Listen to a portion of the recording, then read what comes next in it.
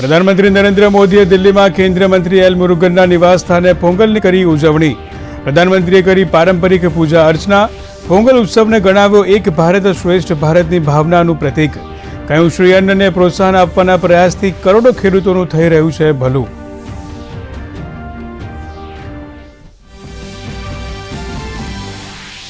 ગુજરાતની મુલાકાતે આવેલા કેન્દ્રીય ગૃહમંત્રી અમિત શાહે ગાંધીનગરના વાવોલમાં પતંગ ચગાવ્યા. અમદાવાદના ચાંદોડિયા અને જીવરાજ પાર્ક વિસ્તારમાં પણ પતંગ ચગાવી માણી ઉત્તરાયણની મજા.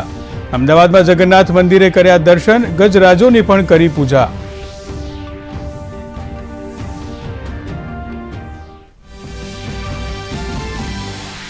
રાજ્યમાં ઉત્તરાયણ પર્વની થઈ ઉત્સાહપૂર્વક ઉજવણી. ગ્રામીણ અને શહેરી વિસ્તારોના મકાનોના ધાબા અગાસીઓ પર પતંગ રસિયાઓનો મહેરામણ. વિવિધ ધર્મસ્થાનો પર જોવા મળી રહ્યું છે ભાવિકોનું ઘોડાપુર.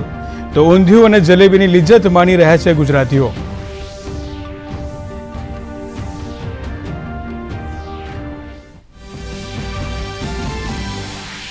ઉત્તરાયણ પર્વ પર રાજ્યના લોકોની સાથે મંત્રીઓ પણ પતંગોત્સવમાં જોડાયા. સુરતમાં કેન્દ્રીય મંત્રી દર્શના જરદોશ, ગૃહ રાજ્યમંત્રી હર્ષ સંઘવીએ ચગાવ્યો પતંગ.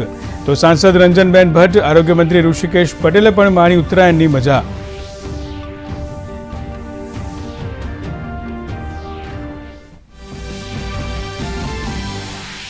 રાજકોટ અને ગીર સોમનાથમાં અનોખી રીતે કરાઈ ઉત્તરાયણ પર્વની ઉજવણી. રાજકોટમાં એક યુવા સમૂહે પતંગ ન ચગાવી માણ્યો માત્ર ભોજનનો સ્વાદ. તો ગીર સોમનાથમાં પણ યાયાવર પક્ષીઓના આગમનને કારણે કોઈએ પણ ન ચગાવ્યો પતંગ.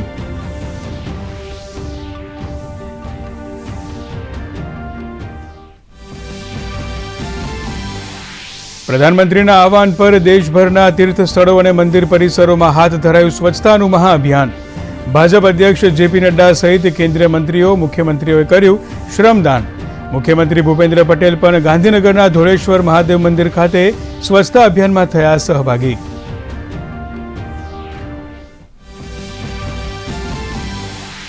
સશસ્ત્ર દળ પૂર્વ સૈનિક દિવસની દેશભરમાં થઈ રહી છે ઉજવણી.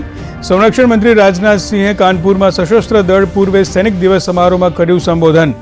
કહ્યું, બહાદુર સૈનિકોના યોગદાનનો ઋણી છે દેશ.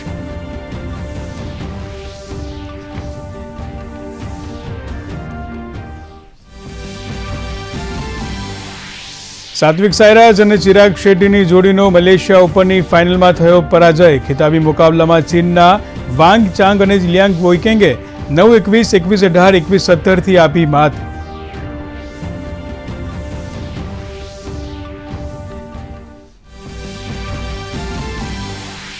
અને ઇન્દોરના હોલકર સ્ટેડિયમમાં ભારત અને અફઘાનિસ્તાન વચ્ચે T20 શ્રેણીનો બીજો મુકાબલો. ભારતે ટોસ જીતીને લીધો બોલિંગ કરવાનો નિર્ણય. શ્રેણી જીતવાના ઇરાદા સાથે મેદાનમાં ઉતરશે ભારતીય ટીમ.